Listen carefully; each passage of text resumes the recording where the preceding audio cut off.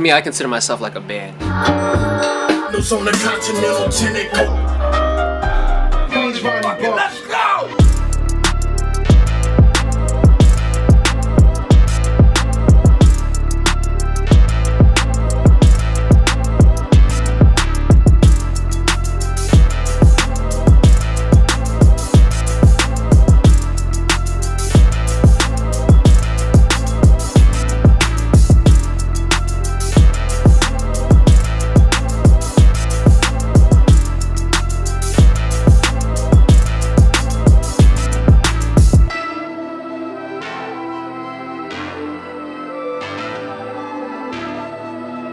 Brother Hit Boy, man. Yes, sir. Yes, sir. What's the deal? You coming off a big, I'm not gonna say one big project. You coming off two monumental efforts. How you feeling, Man, brother? I'm feeling motivated, man. You know what I'm saying? I've been in the game a long time, and I'm just now getting to this point where people is trusting me on this level. So it's like, it's just more exploration at this point, just seeing who else I connect with and how much I can just, bring out the best in them, and they bring out the best in me. You know what I'm saying? With Nas, like, I know I had a responsibility, especially to New Yorkers, to real hip hop heads. Like, just a lot of people was gonna be super judgmental over this album. So I'm like, let me just make sure everything is enjoyable as possible.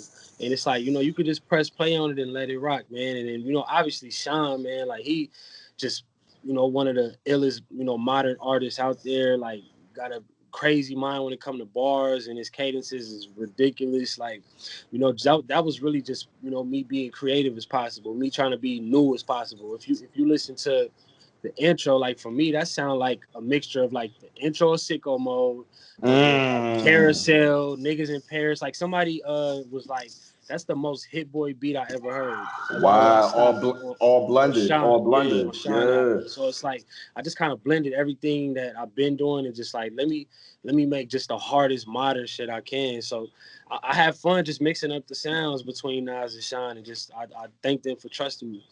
Listen, man, like I said, you a bad boy, man. You've been doing this for a decade plus. Came through, fucking got discovered on MySpace. Nah, for sure. Back in the day, shout out to Polo and Don. You out here cooking it with Surf Club, man. What's the most gratifying part of your come up, man, that you reflect on today? I mean, at this point, it's like really seeing my homeboys, get these opportunities with me and being able to bring them in on stuff. You know what I'm saying? The homies, the Surf Club homies, the homie G Ride, he did the Drake joint as well. My boy Roger, like, I helped him get in a lot of positions, and it's just like me being able to plant the seeds and let the homies, just start growing and do their thing, and it's a beautiful thing, man, for real. What would you say? Like, let's take it all the way back to your first placement, man. Your first credit. Take me back to that day when you got that first credit, that first look. What did that mean to you as a producer coming up? That was 13 years ago now, and it's funny. Like my first professional placement was on Jennifer Lopez, man. Like people don't even know that. You know what I'm saying? Like, that's like a 50-point game. Your first game, rookie year, bro. Right. Nah, for sure. But it's like, I mean, I definitely just remember being like, damn, like this is really real. Like I could go buy this album in the store and see my name in it. And it just gave me the motivation to just, get to this point where I'm at now, bro. Like I always keep the same spirit. Like I'm just imaginative, and I'm always just thinking about how to just make something that feel like it belongs. You know what I'm saying? It don't feel like it's forced. It don't feel like we just trying some shit. It's just like, oh, this shit sound good.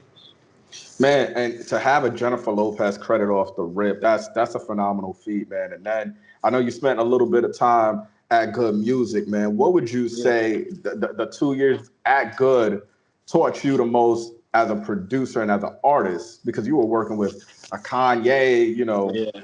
Nah, that was like, making it to the league for real, and just like not understanding how fast the court is going. You know what I'm saying? It's a different ball game when you're trying to go from college to the NBA. Like, it's like, oh, this shit is like, you have to be on tip-top shape. Like, Kanye was, on everybody. Like, bro, like, if it wasn't it, he was going to let you know straight up and down. Like, so, I kind of adapted some of that. And, I just took a lot of pieces from that, man, good and bad. So it's like for me to be able to work on a Sean album now, you know what I'm saying? Like I did something on Detroit, the first Detroit mixtape, one song.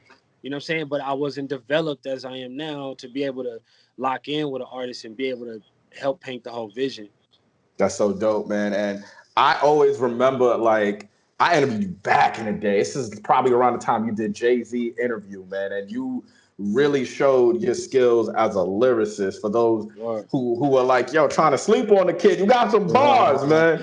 man, you I'm know, man. curious when, yeah, go ahead. Nah, it's just like as far as my artistry, like people always asking me about it, and I was really making my own songs before I could make beats. I was writing and I was just doing that. But you know, I feel like luckily for me, like because I feel like as a artist, you get a shorter lifespan. You know what I'm saying? Unless you just like a legacy artist, but it's like as a musician, you can continue to grow, you can continue to get better, and you could be behind the scenes, and then one day you pop up and you the hottest shit out, and it's like a 10-year overnight thing. You know what I'm saying? So for me to be really, just obsessed with the sonics and just trying to expand on that, I'm able to make my own albums now at the level I want to. Mm. I don't You gotta know wait. what's I don't have to wait on nobody. That's a fact, bro. And it's crazy because, when you were like rocking with hits since 87, like rapping then, and then when you hear your half a mil shit now with Dom, what would you say, like in terms of progression as an artist, like you've taken the most from then up until No, for now? sure. I feel like it's night and day. Just knowing how to use my voice a lot more, knowing some of the more right things to say. You know what I'm saying? It's always progression. It's always about growth. So I feel like I definitely ain't maxed out to where I need to be. So it's like it's just making sure every song is better than the last. I guess you could say. When we look at your resume, man, you already got a Hall of Fame resume on deck, bro. I don't gotta say niggas in Paris. I don't gotta say click. I don't gotta say trophies.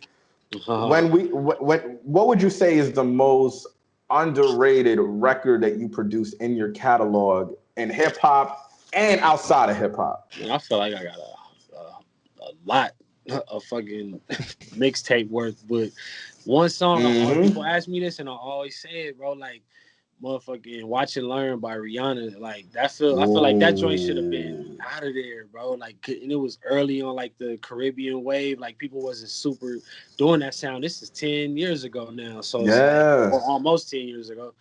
And yeah, I feel like that was just an underrated moment.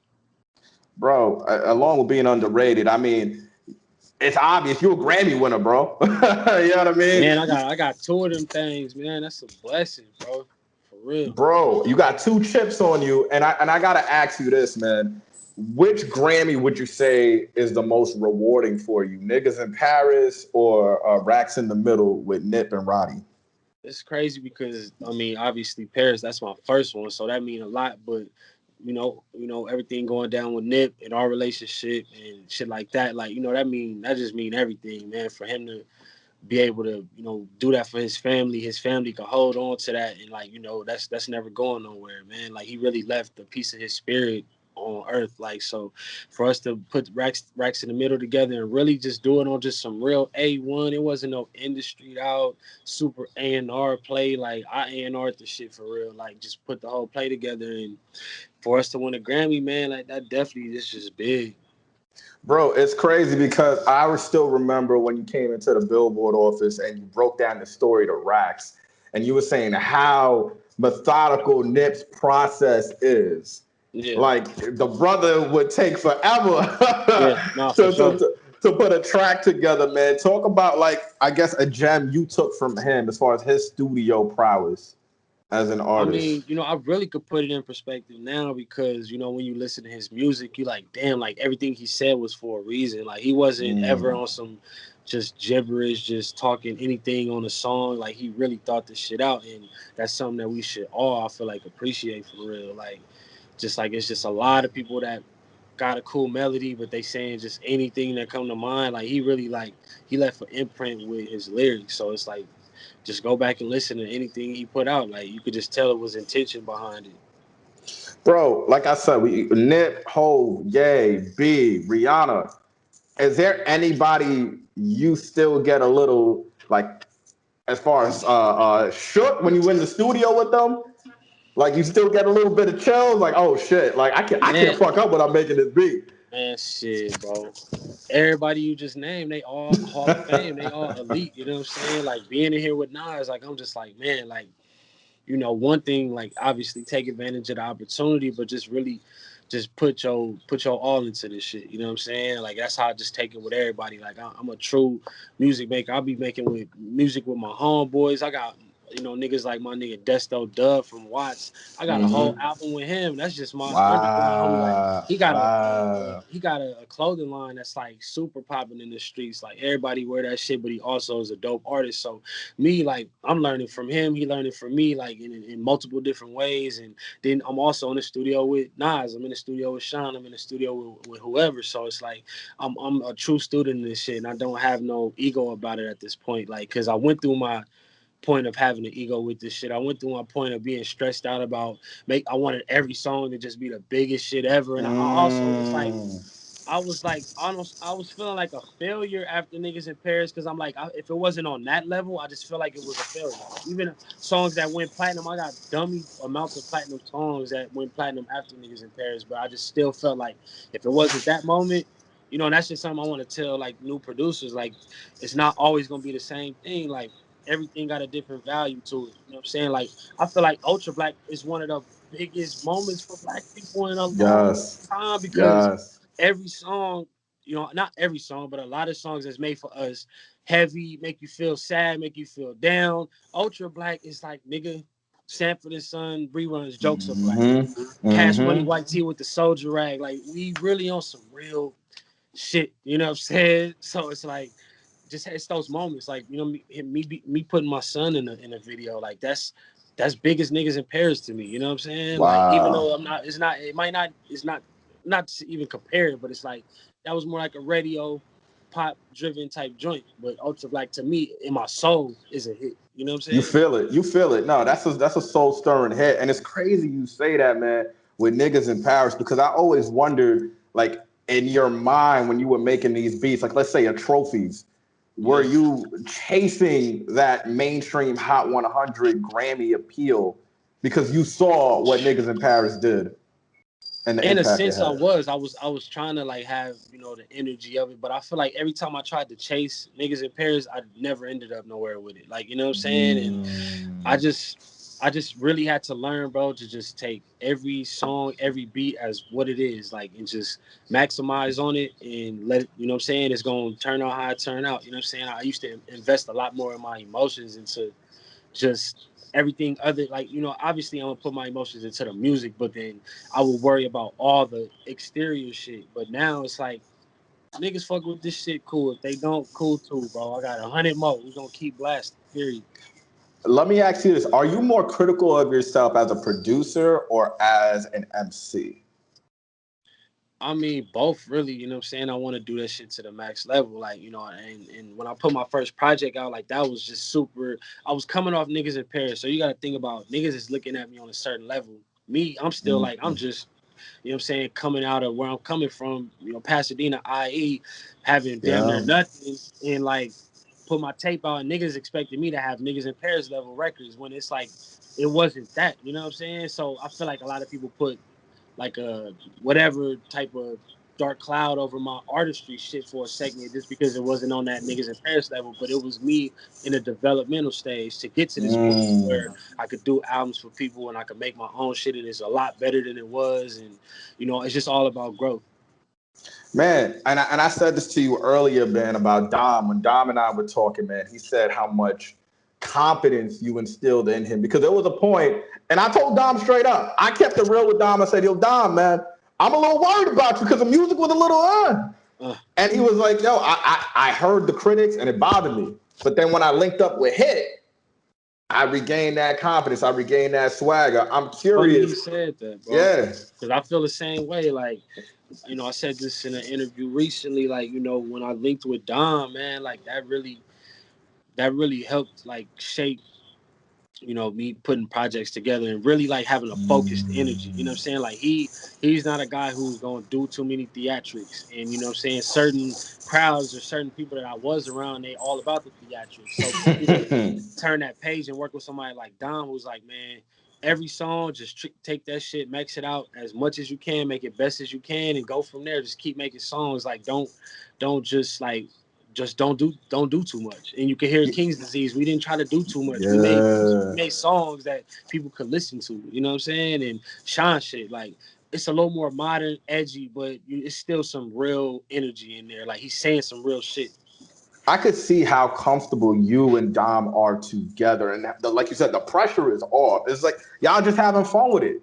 Yeah, Y'all just for having sure. fun with it. For sure. And with you speaking on Nas King Disease, like I told you, man, I as a Nas fan, I was a little concerned because Lost Tapes too. I thought it wasn't it. Whoa. You know what I mean? And then Nasir, he knows it too. He said it wasn't it. But King Disease came. Hey, And brother, we got something special here, man. we do, man. And honestly, bro, like, you know, for it to be, you know, right after the last two projects, and then for me to be, you know, I used to be on Good Music, and for me to do the project, it's just a crazy story, you know what I'm saying? And I feel great that, you know, from producers like Metro Boomin to Pierre, Take Keith, all the young homies, and then you got Swizz, Timbaland, all these people hit my phone like, bro, this shit is fire. Like, that's how you know when real people who really do this music shit understand what's going on. Like, you know, I couldn't feel, you know, more proud of this shit. How did that even come about, man? Like, who called who? I feel like the Nas record on the $500,000. I mean, that y'all did. I felt Yeah. like that was kind of like the setup. Like, oh, we got No, for something. sure. It's funny. King's Disease was already done when he did the feature on City on Lock. And yeah, because our project was like came out like our shit came out, then a week later his came out. Like we just was about to just keep hitting them back to back and really show like the unity, show like, you know, like I'm watching his interviews, I'm watching Nas and doing interviews and shouting me out and shit. Like that shit is crazy to me. So, you know, really just him embracing us, embracing the movement, and showing that he really genuinely fucked with us, man. Like, and I feel like that's everything is being just reciprocated right now. Man, you were like a kid in the candy store when you heard Dre, the whole firm joint. Like, Yeah. talk about like your initial reaction because you look like you got goosebumps, man, No, for when you sure. heard his. I remember like listening to Chronic 2000 at the crib with my peoples, everybody in the living room playing the album back to back and just dissecting every line, listening to the beats. So for him to want to get on my beat, you know what I'm saying? Shout out to homie G Ride. We did that beat together. Shouted me out, and then Nas shouting IE out, man. It's unbelievable stuff going on right now. It's just a blessing. A favorite record of mine, and I remember you actually just recently on Instagram, you kind of like gave people the walkthrough, man. Car 85. Classic Whoo! sounding, it just sound classic. Like honestly, bro, I was trying to just make it sound like some Gap Band shit. Like, you know what I'm saying? It's like real backyard barbecue, throw it on with the family, play it on repeat, dance to it, vibe to it, man. And I feel like we captured that for real. Whose idea was it to get Uncle Charlie on the record? I just kept hearing them because them chords I played, I'm like, it sound like some Gap Band type, you know, Yeah. vibe. So I'm like, we need Charlie on this. And I got to engineer him, and you know what I'm saying? It's a clip online he put on his YouTube channel, just of me engineering. We talking about the song, Nas in the stew, like, just man, I'm just blessed for real. And you know, Nip making racks in the middle and doing deep reverence in this room left a real powerful energy. So I feel like when artists come through, they be like, bro, this shit is, I love this room. Like, it feel like I'm just at your crib just kicking it and we just making music. Like, it's not no weird ass vibes. It ain't no super industry out shit. Like, I'm just sitting here cooking like with the homies. It's funny you mentioned Nip and Deep Reverence, man, because I remember I heard the album last September, which was so ironic when Sean played it in New York. Word. And he was saying that was originally, I'm not gonna say it was a Nip record, but he said you had the record and you were like, yo, you kind of just gave him that Nah, ooh. I mean, you know, I've been, bro, I'm really a fucking executive, A&R, producer, Talk everything. your shit. Like, I mean, it's just facts though. Like, you know, I put that Polo G and Juice WRLD record together. I Fire. put the Racks in the Middle joint together. I put the Deep Reverence together. Like, I'm really just seeing this shit on a different level. And for the whole process, like, we was sitting right here, like having a conversation like me and you, bro, just real regular shit talking, and he was saying a lot of the stuff that he said in his verse, Sean. Yeah. And I'm like, bro, you need to say this on a song. I'm like, bro, I got this hard ass Nip verse. It's just posted. You could go crazy on this shit. I played it for him, and he was like, oh, this is out of here. So immediately, man, he went in on it, sent it back to me, and that shit was just nuts. Bro, it's crazy because Sean was another dude, and I think you saw when I posted it yesterday. I said, "Yo, I'm gonna keep it real, man." When I heard Detroit 2 the first time, when I I heard it seen last year in that. the studio, I'm gonna be real. I was a little worried because I was It was like, a he's like, different. It "Yo, was a different album. It was a totally different super album. different." There Yeah. was maybe just a few joints, like I think the Wolves joint, the Deep Reverence. I was like, "Oh, he changed the shit up a lot." Because I said with this album, I felt like Sean was at a crossroads. I said this needs to be the one to take him Word. there. How did you guys work together to take each other to that next level? Honestly, bro, just pushing each other every day, like really being on some team shit. Like I'm calling him every morning, he calling me every morning. Like, how do we make this better? What about, you know what I'm saying? What about what I'm saying right here? How about if we switch this shit? Like, okay, what about this beat? Remake this beat. Like it's just really being hands on with it. Like he was there every step of the way. Like it wasn't nothing, you know what I'm saying? Certain artists, they'll let a producer just do their thing, but like he gonna let you do your thing, but he gonna sit there and listen to it and dissect it and tell you what he don't like, what he does like, and just try to cater it to where both of y'all sound and be meshed perfectly. That's so dope, man. And I definitely applaud your efforts, man, for the Nas and Sean album. Streets the Thank you, bro. same. You got something coming with Mr. Justin Timberlake. Man, bro, we Like what? tapped in, man. We tapped in. I can't call it, but we did a couple ideas, man. We gonna see. I don't want to make no promises or nothing like that, but I seen he talked about it. That's why I was just like, I'm gonna let people know, like we did tap in. We started some ideas that I'm feeling pretty good about. So we gonna see. I love that, man. And I would have to ask you this, man, before I let you go. Like the versatility has been so key. Like you've been able to tap dance your way, rap, pop, Justin Timberlake, Word. R&B. How do you stay so in tune with each genre and be able to create such magic when it comes to I mean, I producing? really feel like I came up on a lot of different sounds, a lot of R&B stuff, pop and rap. So blending that, and then also just studying people who had a different style every time they drop a beat. You know what I'm saying? Like I didn't want to get boxed into like, oh, I'm just a. And I seen Maul from the Joe Budden show Your Joe say some Budden shit like podcast, yeah. he said, man, I thought Hit Boy was just like a club producer. Like he'll give you a club record. You know what I'm saying? Like Mm. without like how much, bro, like that shit used to dig into my soul, knowing that I had Car 85 type shit, Yeah, knowing sitting that I on it. had, you know what I'm saying, like full circle type shit.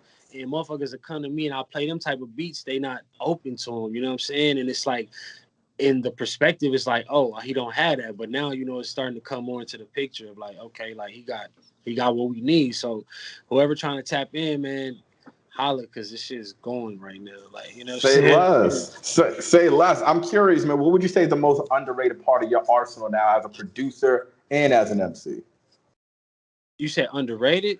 Mm-hmm. I mean, shit, bro. I mean, definitely. I feel like they just now understanding the versatility, but just I just feel like that's just a narrative people just started. It was a lot of, man, Hit Boy underrated, and now it's like, oh, Hit Boy the hottest producer. I'm seeing a lot of that shit in my ads, in my DMs, in my comments. So it's like, I'm not even searching for that, but I'm just searching for greatness at the end of the day. So we'll see where it end up.